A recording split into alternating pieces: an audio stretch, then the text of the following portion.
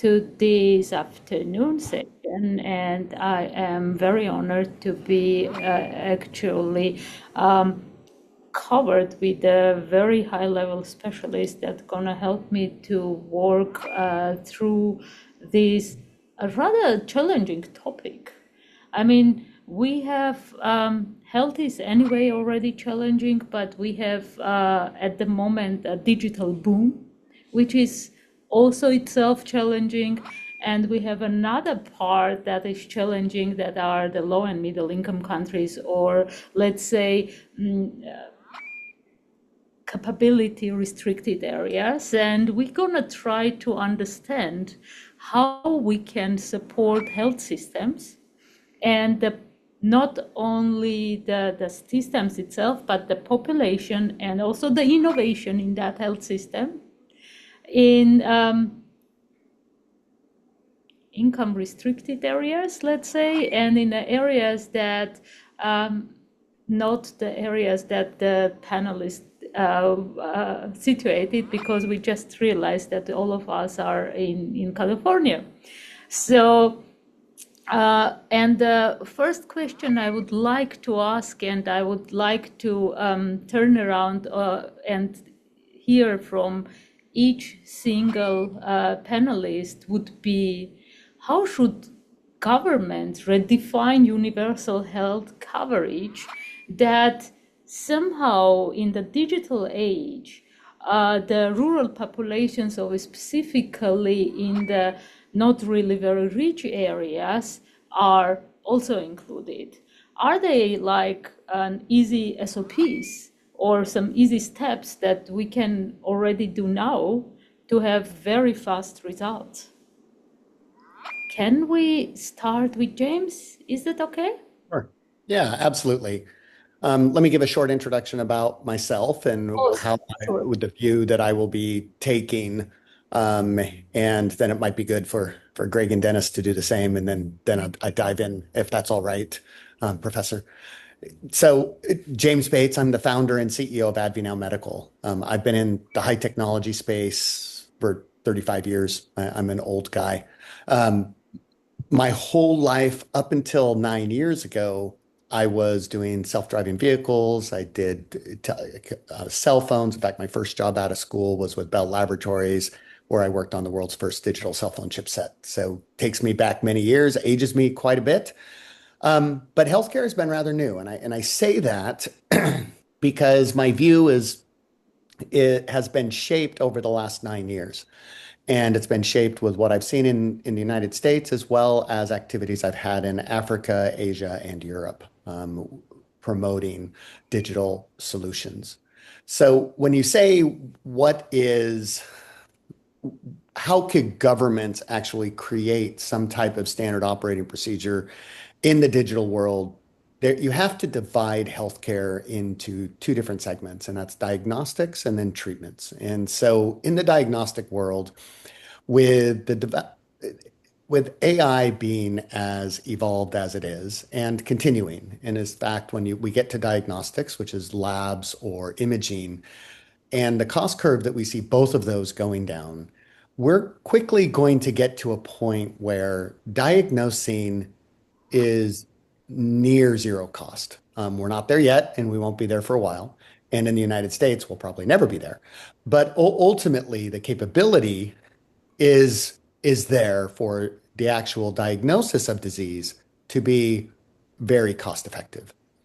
When you go into the treatment side, that's where, I think governments can then have to decide what type of treatment they're going to make available if you are in a underdeveloped nation. So that's just my high level, and I'll pass it off to the other panelists to give a short introduction. Um, uh, Thank you for the hint. Please introduce yourself, what you are doing before starting to speak. And also, I I hope you are right with diagnosis at zero cost, because that would be the Star Trek, McCoy with 5 minutes and scanning and telling us what is coming. And we have already a Nobel laureate who got a Nobel Prize for being able to measure the attosecond light and predict the non-communicable diseases. And I am the head of his advisory board. So I know a little bit about that, and I agree. Nevertheless, that no cost costs immense money in the research. And I would also like to hear from Greg. May I speak only with names? Is that okay? That's perfect. Okay. What are your perspectives on what the government should do?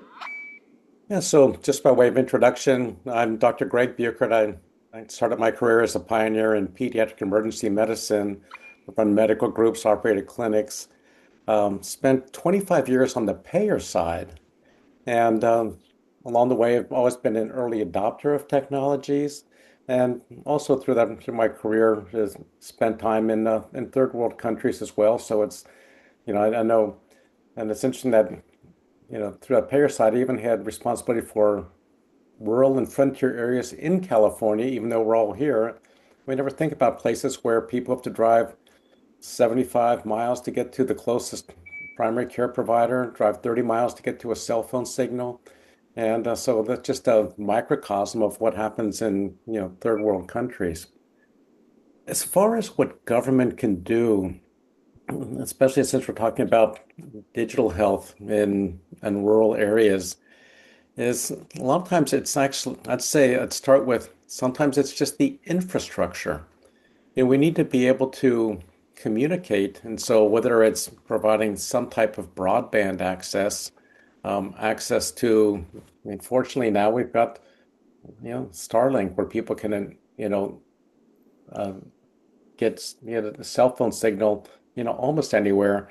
But it's also, we need to make sure that people can use the actually have technology to access, um, whether it be a cell phone, a tablet, or something like that. And I'd say so some of those infrastructure activities are going to be important. And then it often goes into the payment of, we have things that'll allow patient empowerment, but it's always been a challenge to say, how do we move from something is available to somebody actually having it to somebody actually using it? And so, trying to smooth out that curve to get the digital access in the hands of individuals who can then use those tools are the things where I think the government can step in and help that process. Thank you very much. It's very good insight. Actually, coming back to the digital access also, and with Starlink, I mean, I'm giving the word to Dennis, who was working to building big data banks on research side for the biobanks to make the data available for the researchers. But all that data was collected in the clinical side. So, and we never have been able to use those collected data for the care, only for research. So, Dennis, do you have an idea what government should do? Thank you, Karina. First of all, good afternoon, everyone. As Karina introduced, I'm Dennis. Spent some years already, as Karina already said, I'm working on the intersection between digital health, clinical trials, diagnostic environment, biobanking, and had the possibility as well to help some colleagues, peers, and friends on enhance the digital usage in low and middle income country, and facing what rural community or their community are facing daily basis, which is completely far away of what we are dealing on a high income country. And nowadays we can go everywhere and have phone lines and calls from somebody from up in the mountain or below a cave without any issue. While low middle income country, they may require as well fingerprinting for infant consenting because they cannot write, read, and so on and so forth. To go back to your question, what government can do on that? Yeah, it's a quite tricky one. It's a hard one, yeah. One of my not best guess, but start from the foundation. Foundation, it's education. From the foundation are as well partnering between public and private sectors. Education, not only on the main big cities, but spread out to the community, take into consideration as well the cultural difference between the different community within area. Those are education, partnering, and the cultural aspect. Okay.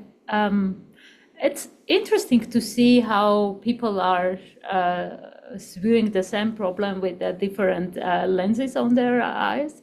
And being honest, I just remembered I have had a chat with one of my good friends who was the Minister of Digitalization of Slovenia, Dr. Emilia Stromenova, who said that education in digitalization doesn't matter in which area. And she started a very active propaganda of digitalization and digital trainings for elderly. And in Slovenia, they made it happen that everyone was able to use a smartphone and to Google and to find any information they want. And this is something that is a huge gap between developed countries, and Slovenia is a European country, and they would be able to do that. And she was also one of those who actually officially said, I use ChatGPT every day. I use it to help me to write my speeches, but only in the case when I know very well. So we are coming back to a professionalism, because in one hand, we need the connectivity, yes. On the other hand, we need the doctors who can use these incredible machines that we have that doing diagnostics, like in pathology. We have scanning and help to diagnose with the machine learning algorithms very well. So given the persistent gaps between connectivity and the tools and the core digital health services, what is your prediction? What's going to happen in the resource-restricted countries and rich countries in next, let's say, 10, 15 years? And we go the same round. Is that okay with you? Sounds sure. So James, please. Sure. It's very interesting when you look at how healthcare will evolve. And quite frankly, I believe it will evolve very similarly in rich countries and developing countries. What the standard of care in the United States over the past 20 years, really since the electronic medical record world has come onto the scene, physicians spend an inordinate amount of their time documenting, trying to follow directions of insurance companies and regulators and lawyers to make sure everything gets put in the medical record so they can get paid and not get sued. And they spend, actually, the time and motion studies have been done by the AMA, the American Medical Association, state it's about 70% of the physician's time is spent trying to get paid and not get sued. And actually only 30% of their time is spent practicing medicine, what they went to medical school to do. And what technology will do over the next 5 years is basically take that 70% of the time and return it back to the clinician. And so What that means is that a physician, instead of asking all these 100 questions and then these 20 extra questions and then these 5 questions and placing all these labs and doing all of these things that they're thinking about, oh, this is Medicare, so I got to do this, or this is Medicaid, so I got to do this. They basically open up the chart. All of that is done in the background. All the checks and balances are done. They get a summary of the patient's condition. They then have a very human consultation with the patient, explain to them what the most effective treatment is going to be, and they just have to click a button and everything is done. So the reason why I start with the developed world is because in the developing world, and we have a partnership with the National Hospital of Tanzania. And what I'm interested in working with them is that ADVI now, which does what I just described for you in the United States, actually will enable less experienced clinicians act at a very experienced clinician level. So in the United States, you have very experienced clinicians who are wasting their time doing a bunch of things they don't want to do. Well, we fix that. In less experienced countries with less experienced physicians, because in general, that's one of the biggest problems is the lack of physician population. We can collect the history, populate it, and actually put together a decision support tool to support the less experienced physician to give a good standard of care in that country. So in the United States, it's so they get paid and don't get sued. Most physicians would have a good standard of care without that, but that's what it's used for in the United States. In developing countries, it's used to basically give a baseline standard of care for a population that, quite frankly, hasn't had one. Actually, very agree with you. There is one part of it that I usually tell to my students that we are forgetting what Hippocrates was telling us.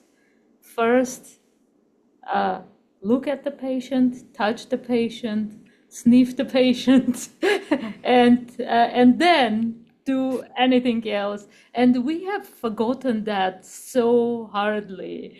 And we need to go back there, and very happy that there are some tools that can help there. Greg, your input? Yeah, I guess I have a variation of the theme that I like that James started with. I think that over the next 10 or 15 years, we'll see a continued transition that we've been witnessing for a while. That, years ago, the hospitals reigned supreme and, care was thought about, here's what happens in the hospital. We've moved it to outpatient in the hospital and then moved it on to the physician or healthcare provider's practice, which James is going to clean up and make work much more efficiently. But I think from there, it goes to the home, where I believe that we, have the ability and will have the ability to empower patients to take much better care of themselves through wearable devices, through things such as cell phones or others with information that will help them take care of themselves. We'll be able to have caregiver tools, whether it be, many of us are probably in the sandwich generation where we're taking care of seniors and taking care of kids or grandkids, and giving them the tools to be good healthcare givers. And the other thing is that then we tie it into various types of effective and efficient and rational remote patient monitoring, where people that do have chronic illnesses and do need to interface with that healthcare provider at whatever level it may be, it gives them a chance to share data that will make a difference in their treatment, and it doesn't overwhelm that healthcare provider with excessive data that he or she, doesn't need or gets burned out trying to follow on too much information.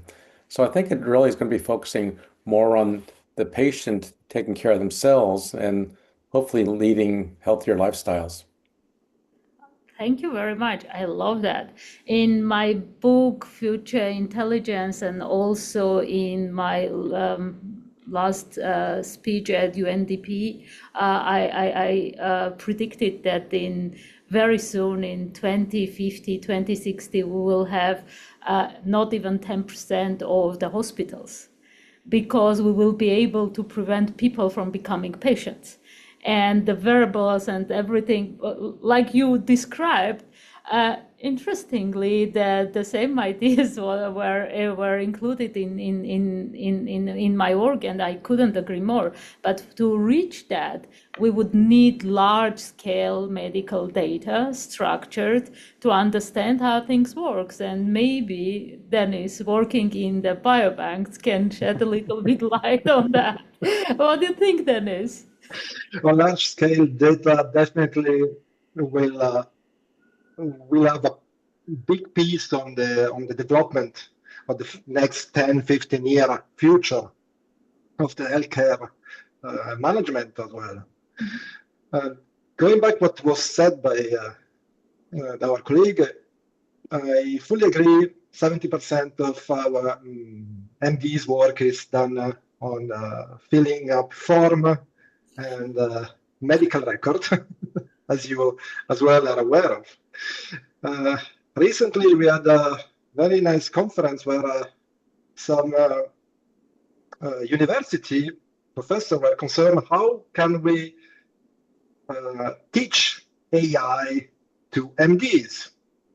AI is not their main job activities, but all our tools are actually, or will be in 15 years, probably will have some component based on AI. How we do teach them? It's like 6 years of high-level education.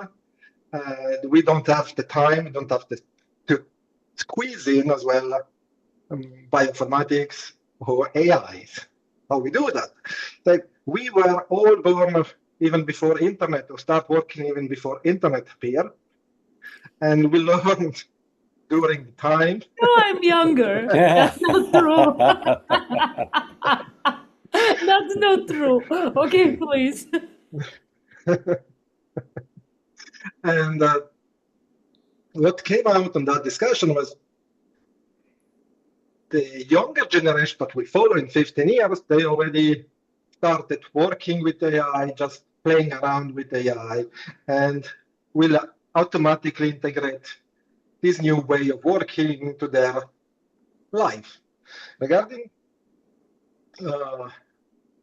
rural or low-income country, even though we could have an exceptional amount of data or of good quality that can be used, for me, the next 15 years will be the main challenge will be infrastructure.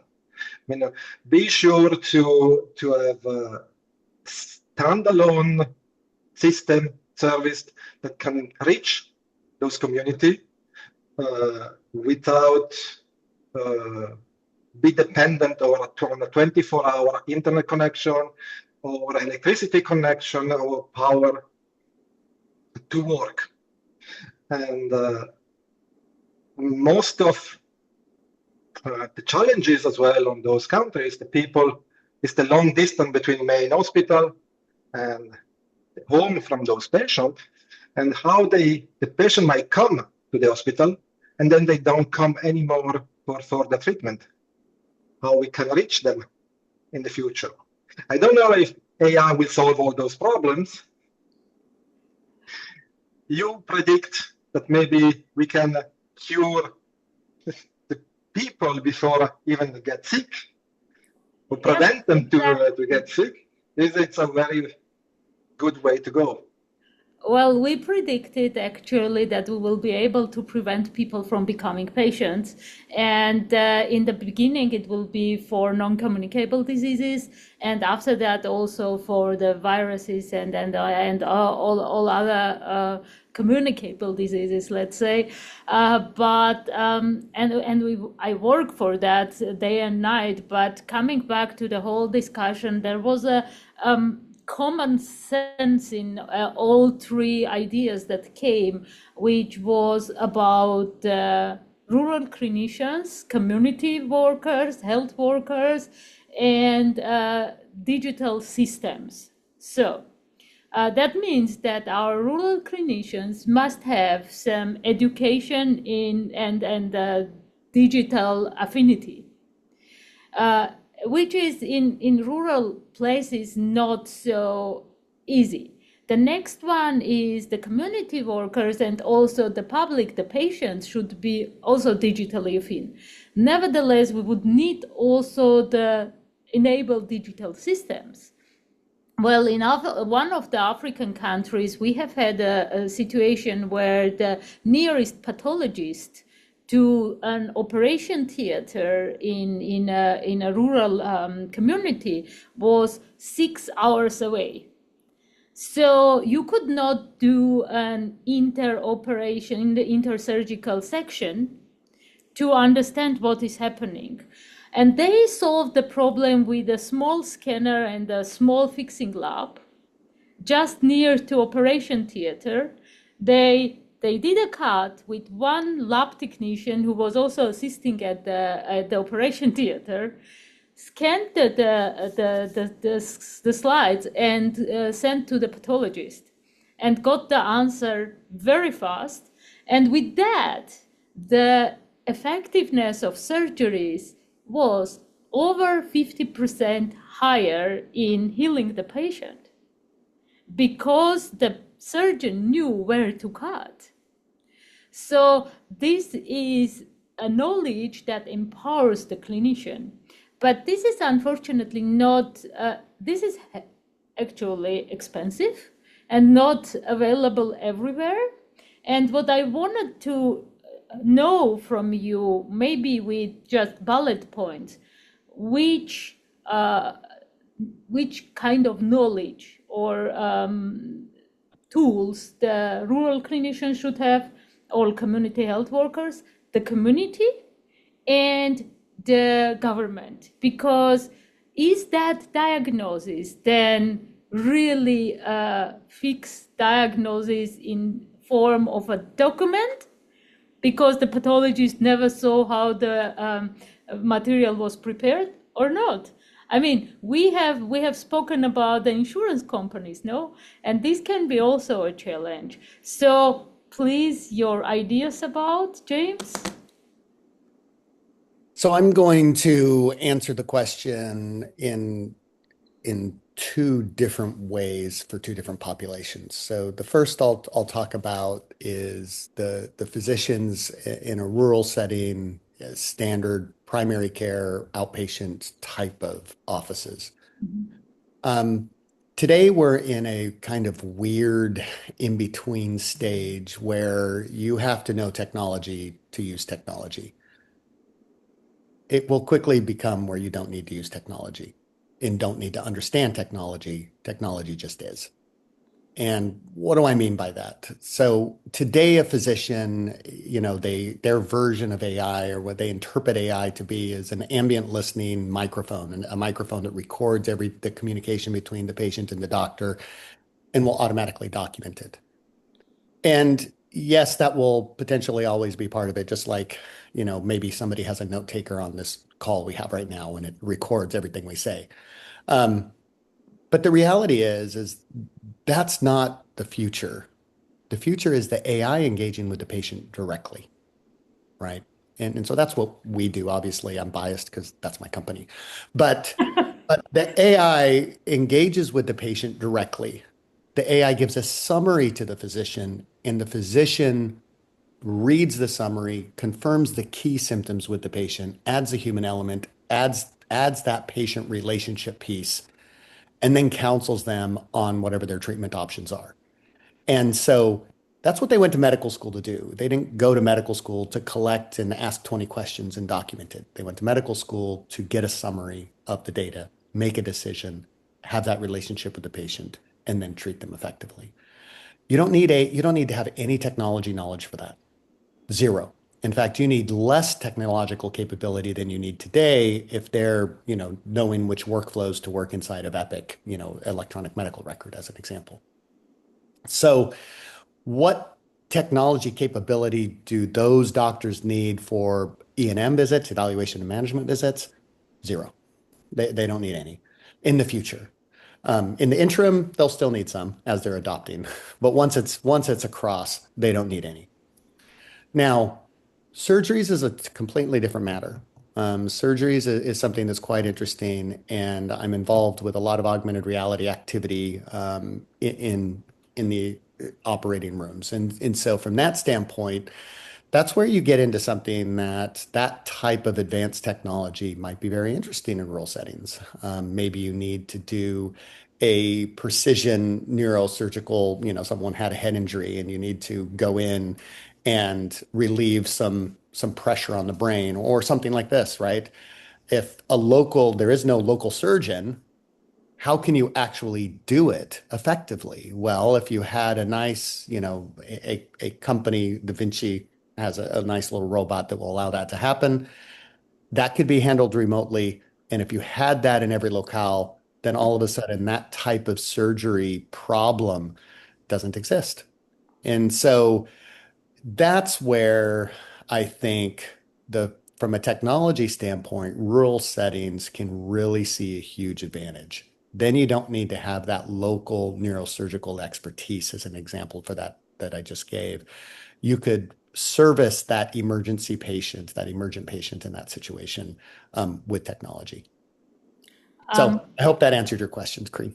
That answered my question and made me really scared because I can explain. I can explain because I have had a brain surgery, and myself, and I imagined myself, and I got, thank heaven, one of the best neurosurgeons in the world, and I'm endlessly thankful to him. He saved my life, and the most part of my skull is from titanium, and and the moment when I thought that person whom I trusted to cut my working organ, that I live with, would be anybody, that made me a little bit scared.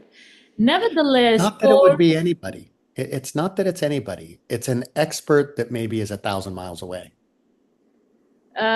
So it is scary. You should be. I mean, if you imagine you are the patient, and I immediately got that feeling that I'm the patient. It is getting scary in one hand. On another hand, if it is an emergency, I would pray to God to have that opportunity. So we have here two different levels. And in these two different levels, we need somehow to manipulate. And while actually Dennis was involved in this very nice project, we wrote about a book about the digitalization of medicine in low and middle income countries. We have realized that there are really three different levels. As you said, the home care or populational part, then the therapy, and the emergency.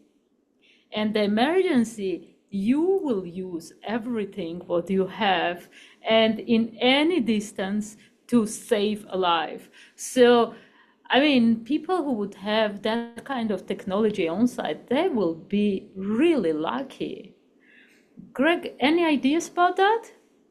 Yeah, I might go a little less of the quite not as intensive technology, but I think that when you have one of these healthcare providers in these rural communities, it might be a physician, it might be, somebody lesser trained than that. And how do we empower them? I'd say a couple things are that one is they're going to be practicing way above their license compared to what they do in an urban environment.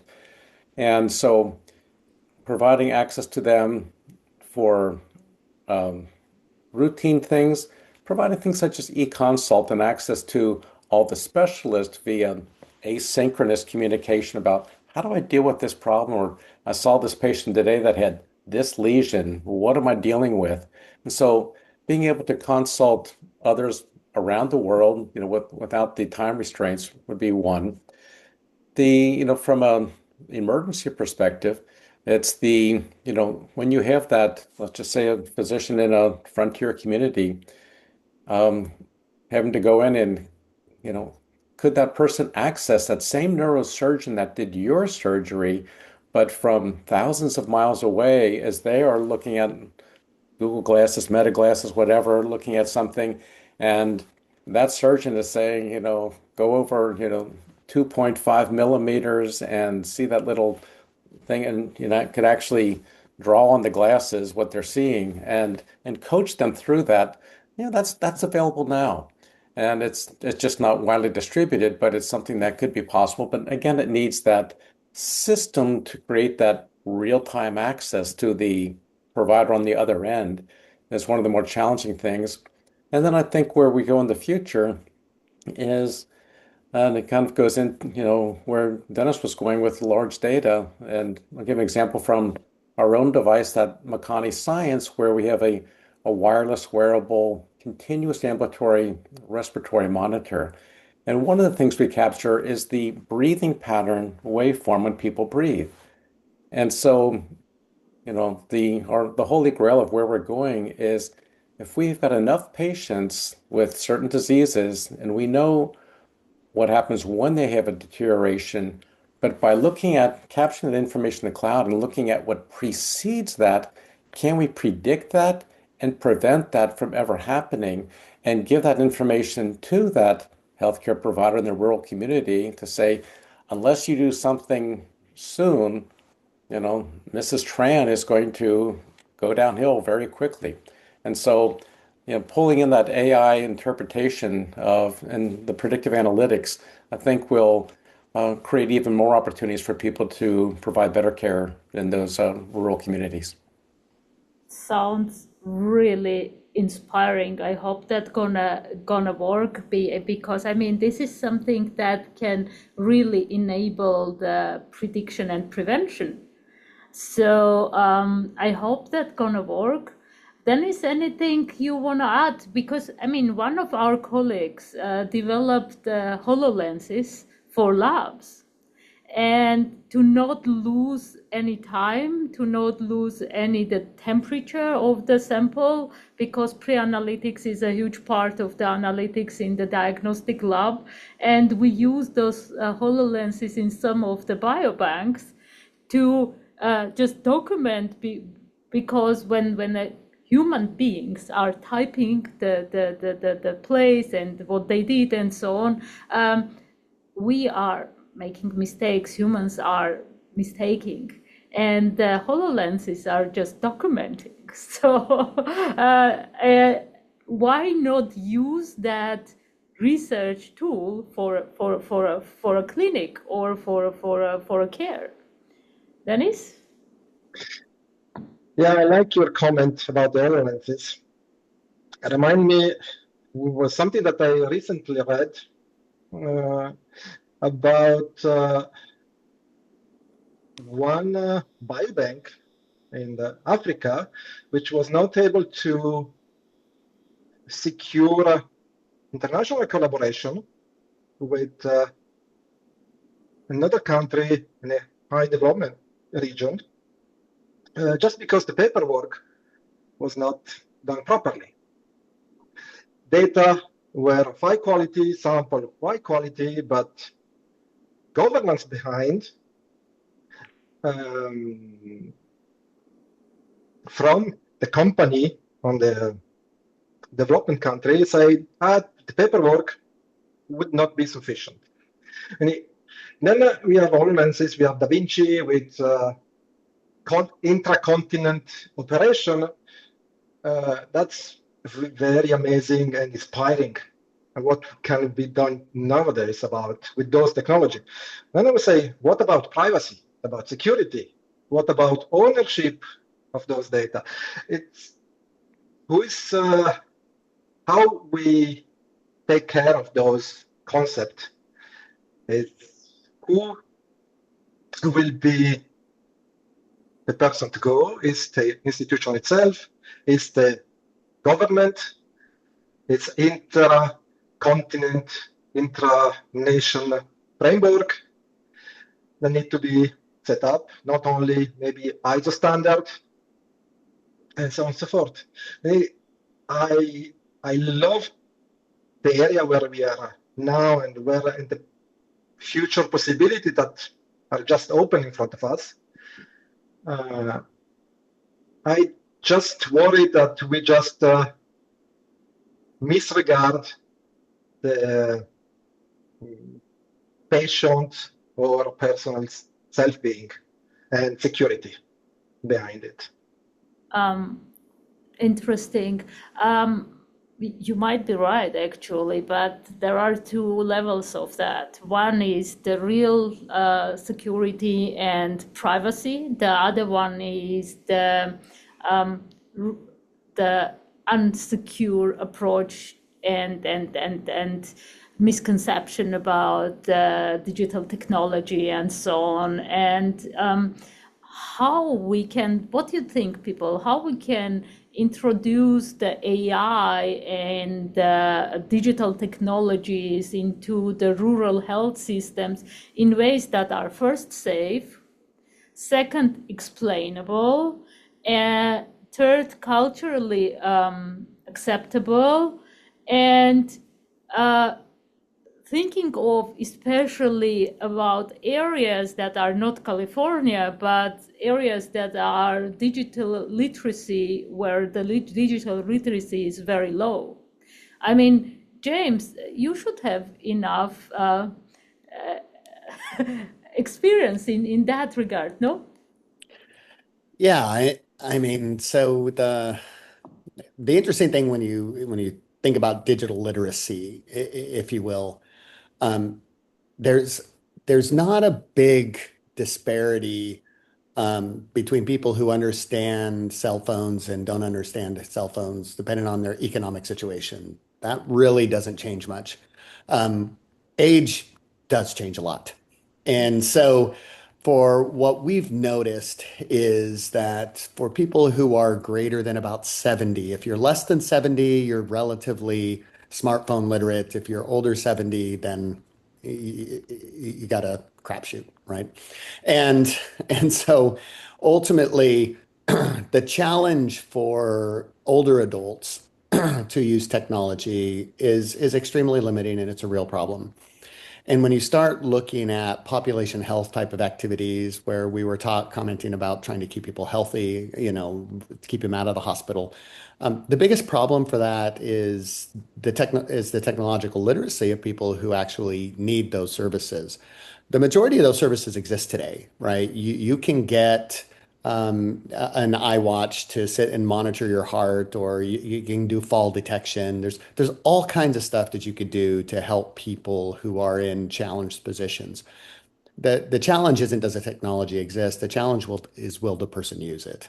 And so in disadvantaged communities, people are more than willing to use technology if they're young. So what I see as really kind of the number one challenge that we have is how do we develop technologies where you don't need to be technologically literate. So today we all use an iPhone or an Android, and it's part of our hand, right? It's like no farther than 5 foot from us at 24 hours a day, 7 days a week. Now, whether that's good or bad, that's a completely different debate, but it is just the reality. And it is the reality for everyone in the world. You can go to Africa and Tanzania, and it's the reality. And so it's the reality for everybody. But how can you actually enable a system where you don't need that? You don't need to have you don't need to have that. And that's something that I think, we have not solved yet. And, you always get the scary idea of putting a chip in your brain and then you don't need it, right? I'm not sure I'm there thinking that's a good idea, but that type of, human technologically integration is what would be required to solve that problem.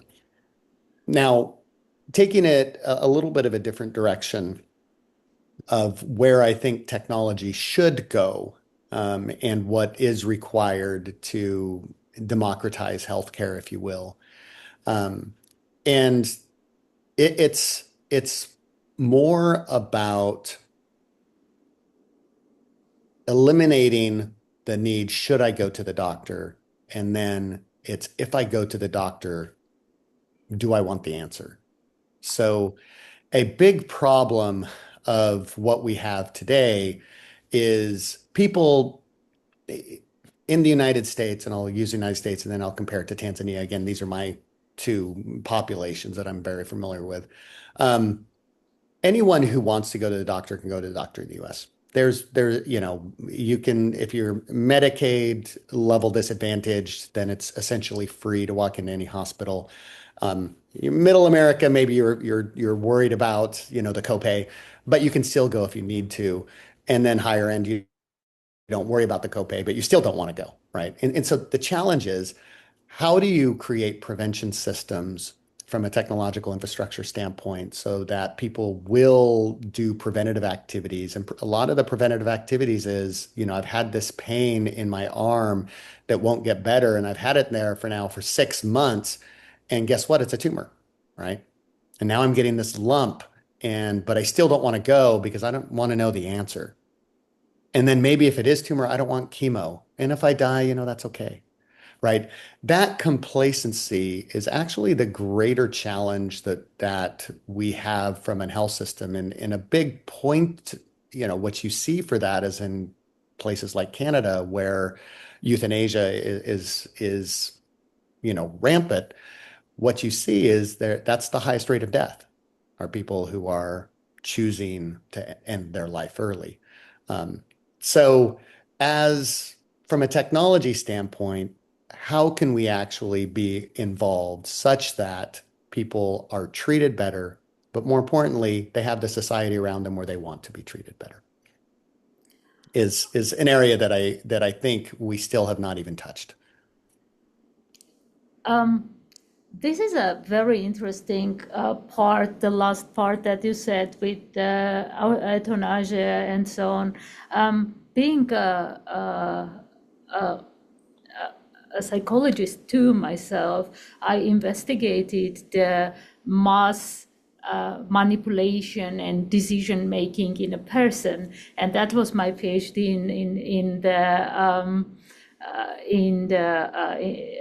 I think 25 years ago. Oh my God, I'm old. But the point is that we have had the same other part of the effect we did with Angelina Jolie. Getting her genetics done and removing her breast because of the prediction of over 80% probability of developing a breast cancer, hereditary. And then the major newspapers were writing Angelina Jolie's surgery costs the health system this billions and that billions. They have forgotten to calculate how much it would cost if these women will go and develop the cancer really. Totally. And they haven't compared that, and they haven't compared how many lives and self-aware lives were saved. So life is something beautiful. I have had several temporary deaths, let's say, and I think that everybody's choice to do one or other, but there is that possibility of mass reaction that maybe we can use for something nice, like everybody goes to a colonoscopy with 50, instead of advertising for something else. So Greg, you have now a very tough job to jump in and come with your ideas on the last question. Yeah. Actually, I'll approach from a little bit different area. I'm a physician, and I think one of the challenges is that, so many physicians approach things where I have to do everything to keep somebody alive. If I have an opportunity to intervene, I'm going to do it and going to recommend that. And, you know, I fault my fellow physicians for not having some of them not having balanced discussions with their patients to say, you have multiple choices. I can do this, I can do that. And as recently as the CEO of one of the premier hospitals in California was just diagnosed with pancreatic cancer. And he made a choice. He said, I can live 3 great months or I can live 6 really crappy months before I die. And he made the choice to live 3 great months and forego treatment. And I think we need to have more of those discussions. Obviously there's the economic impact, but it's really important that it's the individual personal impact so people know what their options are. And also, I think physicians are often not as great about talking about the consequences of therapy, the side effects that could come that we talk about what great things can happen, but we don't necessarily talk about the bad things that can happen also. So I think that we need to have more honest discussions with patients. Actually, somehow we slipped from the digital literacy to ethics. I want to bring back the discussion because what we have at the moment is I organized the TEDx event in Graz in Austria, and one of the speakers came up and said, I was suffering over 15 years without a diagnosis, and every doctor would tell me that it's in your mind, it doesn't exist, and ChatGPT diagnosed me in 15 seconds. And bringing back that, ChatGPT diagnosed him really correctly because after that he went to his doctor and they did the test and that was true. And it was a very rare genetic disease that usually physicians are not thinking about. And that TED Talk will come up very soon, and I think it will hit. But nevertheless, coming back, ChatGPT or any other AI or machine learning algorithm is learning on large-scale data. And Dennis, you as a provider of a large-scale data, what are your thoughts in this case? And don't be shy to not speak about the patient and about the ethics, because I think at Digital Davos and Davos Worldwide, there are many people who are speaking about ethics. Let's speak about the technology. Yeah, thanks. I will leave to other professionals the ethics piece. About data even for us on California, having high quality data, having data that are interoperable, it's extremely difficult.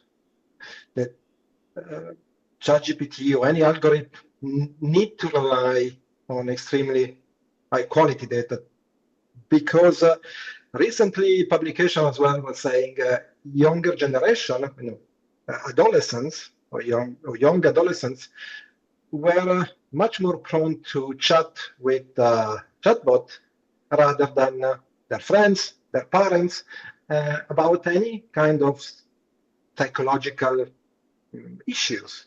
Or if friends were treating their bad, the first reaction was going back to ChatGPT or any kind of chatbot. Much easier than friends, much easier than family members or a school advisor or counselor, whoever. The first reaction was really, and make me think, for them, it's much easier to have a virtual, I would not say friends, but virtual tool turn and distress a bit.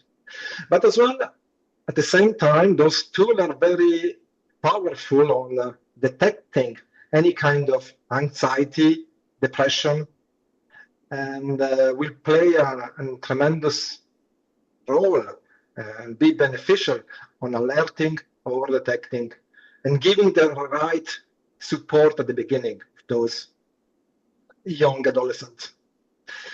Data quality, as I said, it's very difficult and never-ending issues, I would say. You know what I tell to my students about the data quality? Trash in, trash out. So don't put trash in, otherwise you will get the trash out. So We are not yet there where somebody is entering into Epic or any healthcare record system information, having an AI tools, maybe reading them and formatting them to be used on a standardized way. We are not there yet. There are some, maybe we will be reaching that point, and I do hope so. We have so many human interaction at the moment, which bring a lot of error, inconsistency that need to be cleaned up. And I hope those cleaning of those data are effective to train algorithm nowadays. thank you very much. I will come as a last question, which will be a rather short one, is about financing, because everything we speak about, and we speak about low and middle income countries and rural regions where the income is restricted. What do you think? Public, private, blended, governmental, which kind of support should be there to implement the digital tools and also digital education and literacy to make all the great things that we have spoken about happen for the whole globe, let's say? And we will go with the same round. James, please. Sure. I think that the financing aspect of healthcare has always been one of the most challenging. And physicians are highly compensated, and they should be with the pain they go through to get there. But ultimately, what AI is going to do, regardless of how much money is thrown at it, and similar to what you just said, Karine, we're going to be able to get diagnostics again at a very low price. So the challenge from a financing standpoint isn't, are people going to be able to use ChatGPT? I think everyone uses ChatGPT and they can. The challenge is going to be, okay, now I have cancer, what do I do? Mm-hmm. So the financing is still going to be left down to healthcare costs that are going to be prohibitive to people for certain high cost diseases. And in rich countries, you have the money to service them, and then in poor countries, you don't. And they just die. If you get pancreatic cancer, as an example that Greg was talking about previously, I don't want 6 months of hell. I'll take 3 months of good life and then die. And I'm not sure that that's such a bad thing, but those decisions then are not left up to the patient if they don't have the means. They're basically, we don't treat this type of cancer, is what it will end up becoming. When you look at how do we fund more treatment options from a surgical standpoint, from a robotics, kind of like what I was mentioning in a previous comment during the call today, I do believe that as the robotics capability for surgeries continues to advance, and it's advancing at a very, very rapid clip, you will see these remote surgery centers showing up in every locale in the world. And so they will be funded because a very wealthy person in those regions is going to need those surgeries anyway. And then in their downtime, they get to see everybody else. So my guess is the financing of those type of healthcare technologies is not going to be an issue. In the interim, as we're going through this transition right now, sure. But at the steady state, once the standard of care is set, AI collects the data, documents it.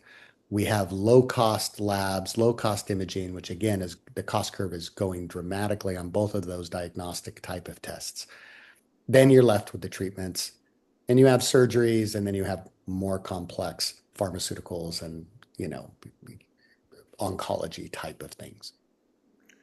Thank you very much. Greg? Yeah, it's definitely always a vexing challenge. And I would say that it would be helpful to know to actually have great return on investment information and return not just in healthcare dollars, but overall productivity dollars in terms of if somebody gets treated for a disease or avoids a disease, how much more likely is that they'll be able to be a productive member of society, a productive parent, or however you define that productive member. And so having great ROI calculations that can then go into, is an individual going to pay for it or is the government going to pay for it? That they'll know that there's going to be, something that comes out on the back end. And then I think the other big challenge that is coming up is the fact that we are now able to, with advances, cure diseases that were previously uncurable. Take something like sickle cell anemia, rampant throughout the world. A treatment cost, let's use rough figures, $2 million in the US. But yet that person has $20 million of future healthcare expenses if he or she doesn't get that cure. Well, you go to the insurance companies, they're going to say, oh, sorry, wrong pocket phenomenon. If I pay now, I know that person's not going to be with my health plan, 2 or 3 years from now, and I'm benefiting my competitors. And so I'd say, some of the things we should be thinking about are when we have these just blockbuster treatments that cure disease instead of just prolong it. Treat it like we do, at least in the United States, kidney failure, where it becomes universally covered by the Medicare program because so many healthcare dollars that benefit so many people, not just that individual, and save so many resources by centralizing the payment for these diseases where the individuals or the health plans are reluctant to pay for them. Thank you very much. Beautiful picture, actually. And by the way, about the kidney failure, I hope that we will be able very soon to print our own organs from our stem cells and will not wait for the dialysis and for a donor organ. I hope very much. I work in that direction. So, Dennis, any final thoughts? About the financial scalability, sustainability, I will keep it short to say we will need the help of everyone. My point of view, it's a modular solution, public, private, philanthropy, cultural from the end user as well. That will make it success, not only in the implementation phase, but on the long run as well. Thank you very much. Oh my God, this was very inspiring discussion. Thank you, everyone, for this discussion. This was really great.